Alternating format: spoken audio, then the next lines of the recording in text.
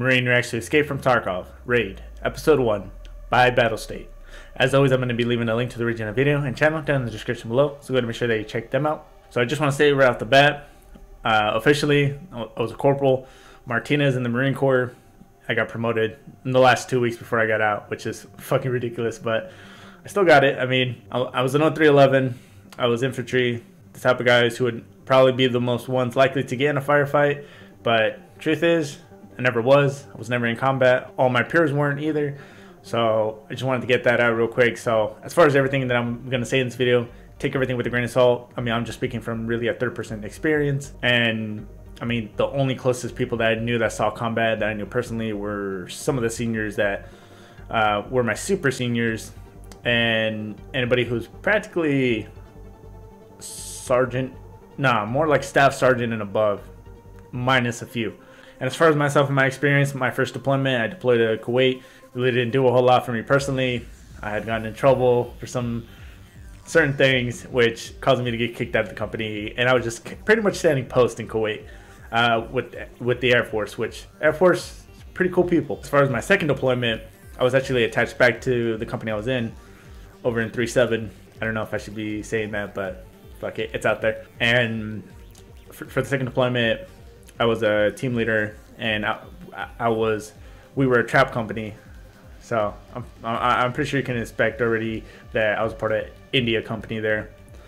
And I was mainly focused on night trap, which really sucked because I hated anything and everything that had to deal with fucking NVGs. Because, I mean, especially in the Marine Corps, I don't know if it was just us, our fucking NVGs, literally Kevlar, would never stay proper. So if you wanted to have it still, you literally had to walk as you were going. So, and trap, just think of it as if you've ever seen Black Hawk Down, we're the type that'll go in. If some piece of equipment went down, we would blow it up or recover it. If we had personnel that were in like helos or jets that went down, we would go in there and help them out. Did that for a little while, did that for about a month. And then for the next 3 months, went to Syria, just did more posts there. It was a little more cooler there because I was kind of not necessarily hoping something would happen, but at least wanting to get a different scenery in the Middle East to kind of see what different parts of the area actually look like. Now, after that, we came back and we went back to Syria again for a couple days for a little mission. Went back to Kuwait and we just chilled there. So not a whole lot that went down. Some experiences, some times where something could have gone down-ish, but not really, and nothing really ever happened. That's just my experience with the Marine Corps. So lastly, again, take everything I say with a grain of salt. Don't take it too seriously. So let's go ahead and get to the actual video. But before we do, don't forget to like, subscribe. It really does help me out a lot. Hit that notification bell right there, so you get notified every time I do upload. Sometimes I'm uploading twice a day. Typically working on them in the mornings and releasing them in the late afternoon until late evening. That way when y'all get off work, you can enjoy the videos at your leisure. So without further ado, let's go ahead and see what Escape from Tarkov, Raid, Episode 1 has in store for us. В Норвегской области после эвакуации населения до сих пор сохраняется напряженная обстановка. На блокированных территориях повсеместно орудуют банды мародеров, а в районе Таркова активизировали свою деятельность частные военные компании. Среди них западные ЧВК, представляющие интересы международной корпорации Terra Group, а также, по некоторым данным, российская частная военная компания BR. Присутствие последней в неспокойном регионе по-прежнему не подтверждается российскими официальными властями.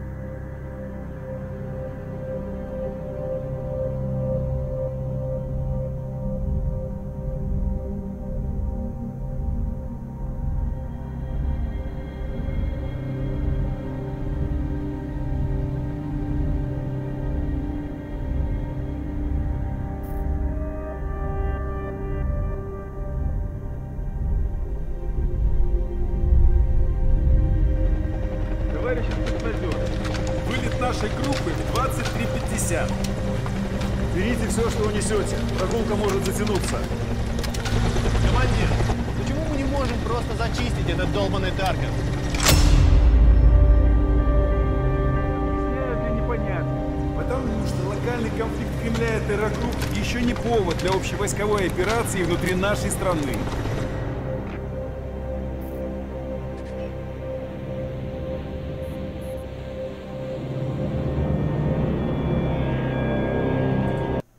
I just want to say the production value.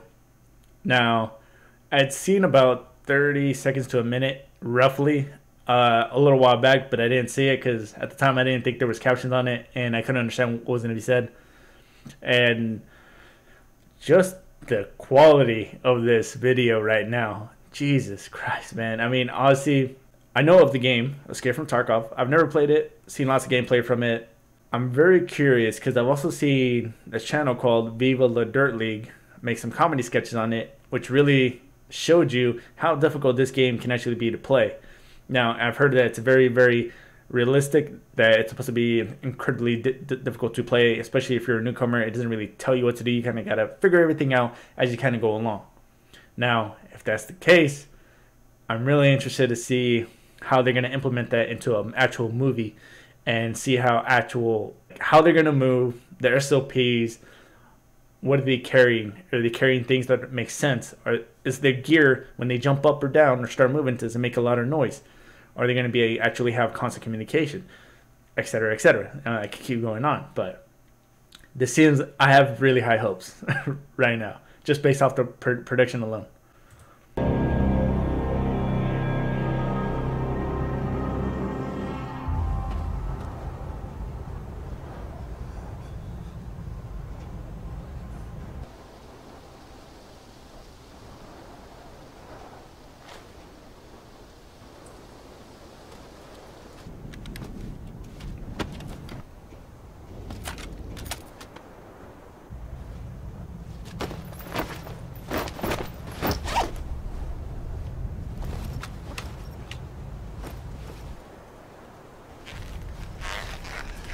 Alright, so from what I have seen from the game is that I think it also happened in PUBG, and again, this is referencing back to Viva La Dirt League, that, I mean, this is supposed to be, if this was from a game aspect, right, that this is supposed to be like a player that's scavenging stuff now, and there's a dead player there, and he actually has to physically, from what I saw, that there's always like a little timer that shows you actually going through the stuff, and he's obviously picking that, and the fact that it's out in the open, it looks very suspicious, like a trap. And from what I've seen from PUBG and games like Escape from Tarkov, it's usually what players are going to do, and they're probably just sitting somewhere with like a sniper or have a couple people, and then they're going to ambush this person, take his stuff, and then leave some of the stuff there so that someone else walks by.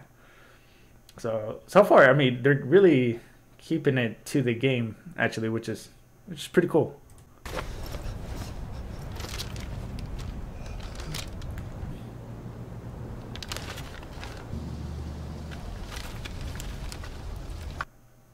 That's a first strike bar. I'm sorry, I might be pausing a little more than normal, but that's that looks like a first strike bar, which is something that we would get in the our MREs. That thing was fucking horrible, man. It was so hard. I don't know how it's coming out in little pieces, unless you broke it apart, or it might not even be a first strike bar. But these things were very uncomfortable to eat because they were be so hard. It's like hardened Laffy Taffy, but like on a whole nother level.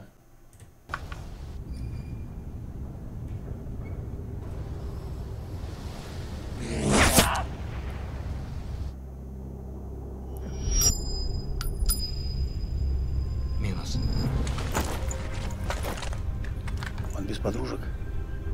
Пока чисто. Внимание, контроль.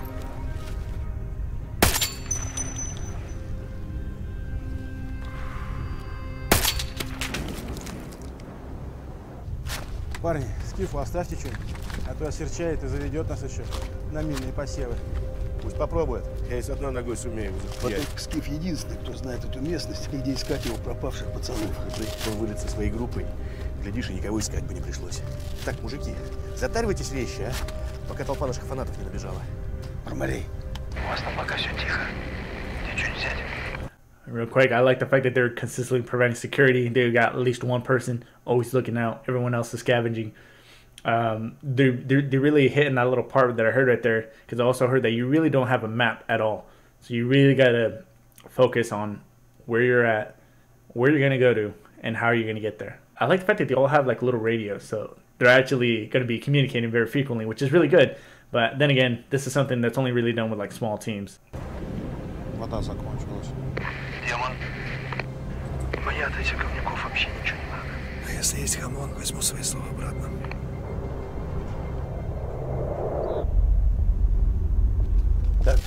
Закругляемся. Скоро этих гавриков свои начнут искать. Пора валить отсюда. Где там наш головняк? Сокол форту. Сокол форту. Сокол форту. Сокол форту. Босс атлет вне зоны. Иди, тоже возьми себе что-нибудь. Эй, Скиф, а где твой минус? Где мародерка, которого ты контролил? Ты оглох нахуй, что ли? Эй, где тело этого утырка? All right, so he probably went away. I don't think it was. It could have been during the transition when they're switching security, but it could have been because I consistently saw him as well doing this. Like he's aiming right, and he keeps looking back. Now, obviously, the guy on the ground isn't going to know that he's doing that most likely because he's behind the other body. But we're always taught, especially in urban environments like this, when we're doing mount training, never take your eyes off a certain place that you're looking at. In this case, at the guy that they thought was dead. Because we even had it where when we were on this inside little training area over in Camp Pendleton, we're going and they have cameras, and the people simulating the bad guys have these little headsets that they get told, like, hey, anytime they say pop, the person's going to pop up and start shooting at us, because in that little second that they're saying pop is because we're not looking directly in front of us. We're aiming with a rifle, but we're not looking. So those little split seconds could really be a big difference. Like, for example, in this case, in this scenario.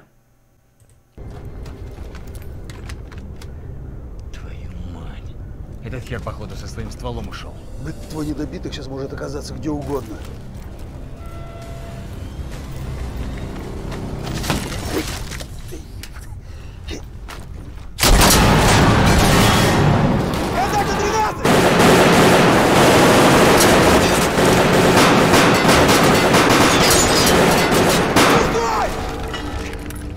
Сэм, ты как? Живой, блин. Выстрел с улицы 1-2. Сэр, 3. Holy shit. Okay, so obviously when you take contact like that, they said contact. Now typically we would give a Atarac. I think I said this in another video as well, way back when. So when you're gonna shot at, I mean, I understand he got shot from a wall, so you're not gonna really know. You know it's coming in that direction, but you don't know if they're hiding behind cover or whatnot. And you will have an Atarac. You would give alert, direction, description, range, assignment, control. So alert, contact, direction, whatever direction you can use, north, south, east, west, whatever you use the clock, for example. Description, if you can see them, say squat size element in the open. Range 300 meters. Assignment 1 every 3, 1 every 2, and then control the situation. I hope I got that right. If not, let me know in the comments. Because it has been a while. But also, when you're getting shot at like that, we were always taught you want to do RTR, which obviously, if you've been in the military loves their acronyms, which stands for return fire. So the moment you get shot, immediately return fire, take cover, and then return accurate fire. Now, obviously, in this case scenario, it's a little difficult because they shot through a wall. 300. Твою мать. Маус, на контроль.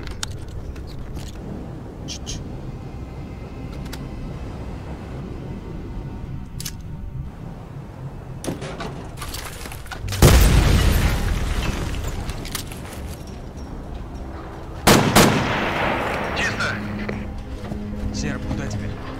Also, it was the guy that they thought died. Also, there's an ice cream truck outside, so apologize for that noise.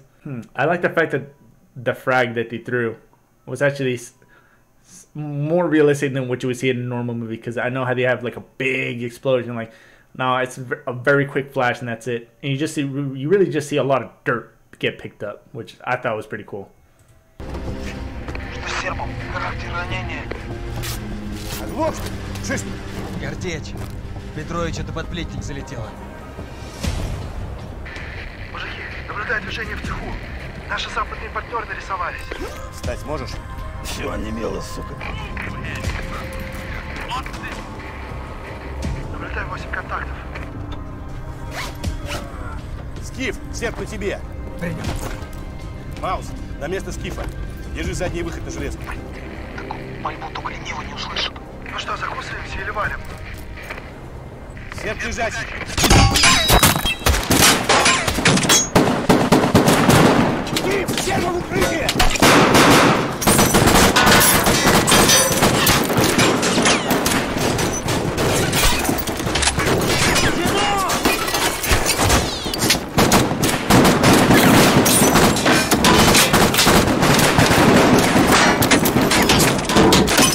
Okay, first of all, this guy is having a bad day being in that car. Now, I'm pretty sure some of those rounds, depending on how low he's getting, might be able to hit him. Depending on, I mean, obviously this car doesn't look like it's in the best shape, but also when they barely started the firefight, this dude's right. They know they're there, and the dude called out 8 contacts, right? So, and then we gave a location. They said the shop. Now, the fact that when they barely started shooting, the guy was like almost right in front of the middle of the doorway entrance, and it was a pretty big entrance. Now, I don't know who the other guys are. Obviously, he said Westerns, and they were speaking a little bit of English that I picked up. I don't know if they're just some other private military group or whoever they are, but they're very bunched up.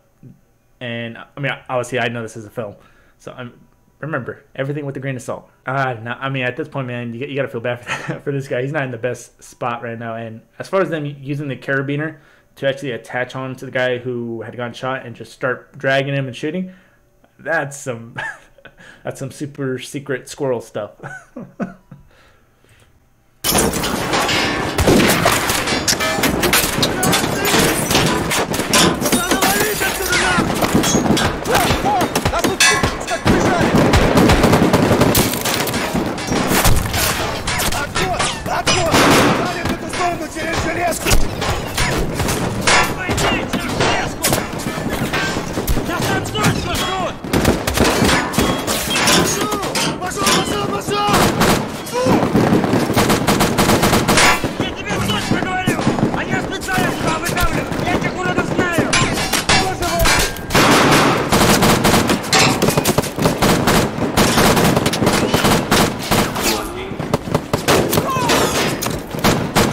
Okay, first of all, that is a ballsy ass fucking run.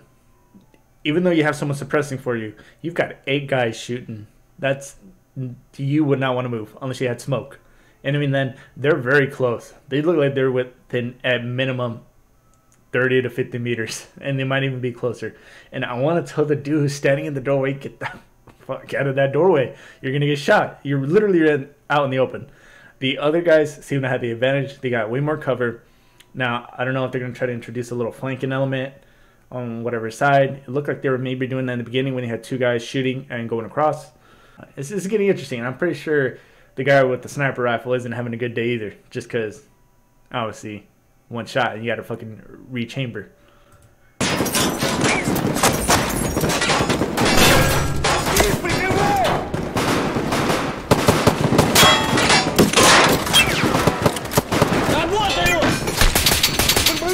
Чуть-чуть к нам!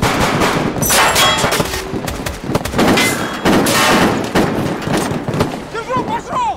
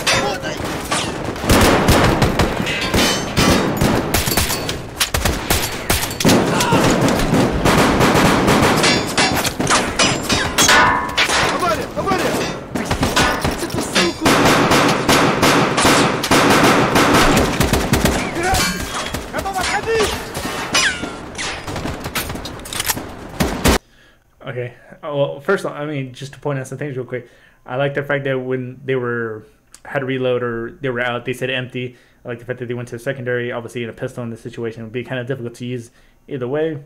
And I also like the fact that these, I'm going to say Russians, that they know that they're in that fight. They got caught off guard. They got, what, 2 guys down now. And they're really just trying to get out of there at this point, which is obviously a better idea. I'm pretty sure that the other guys still have more people than them up. And I'm surprised they haven't even tried to flank around or get a better angle. Because now they're just shooting and they're very static. Пошел, пошел, пошел!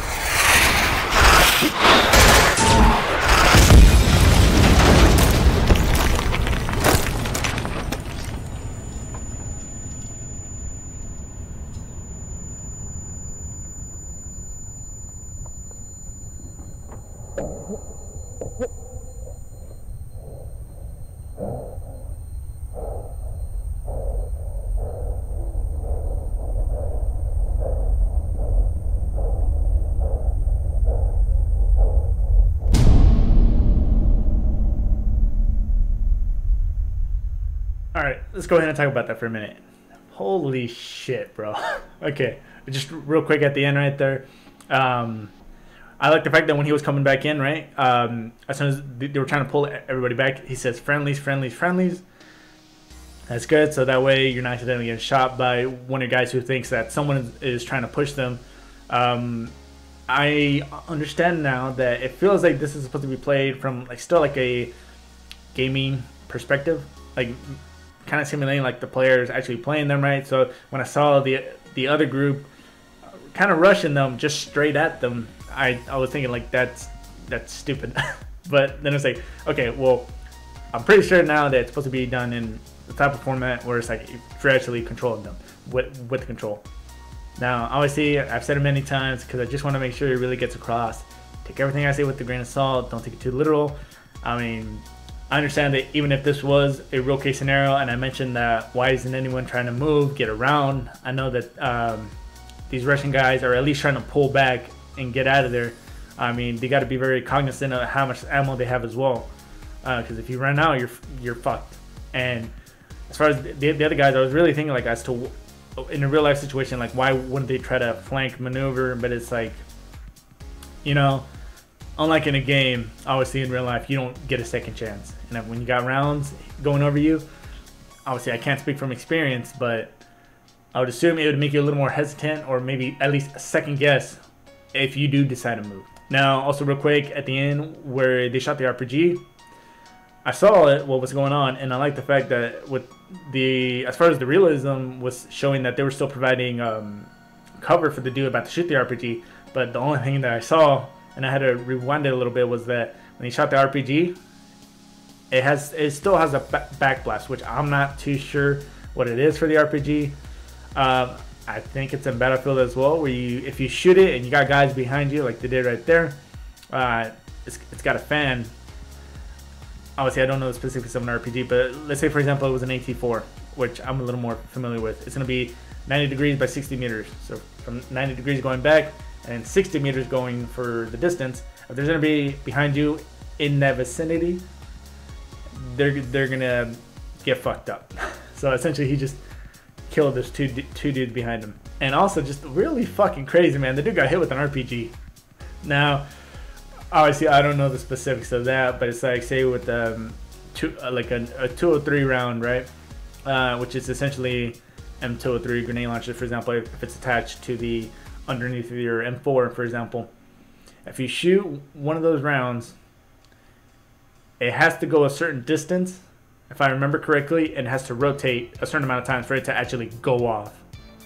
Now, I don't know, obviously, again, with the specifics of an RPG, but when it hit him, it probably still didn't travel the distance it was supposed to go to actually be able to explode. So when it hit him, it just kind of knocked his ass down, which obviously is going to hurt either way, and could still kill him, most likely, and it hit behind them. All in all, I feel like they had a lot of really good stuff, and I really want to see what episode 2 is going to bring.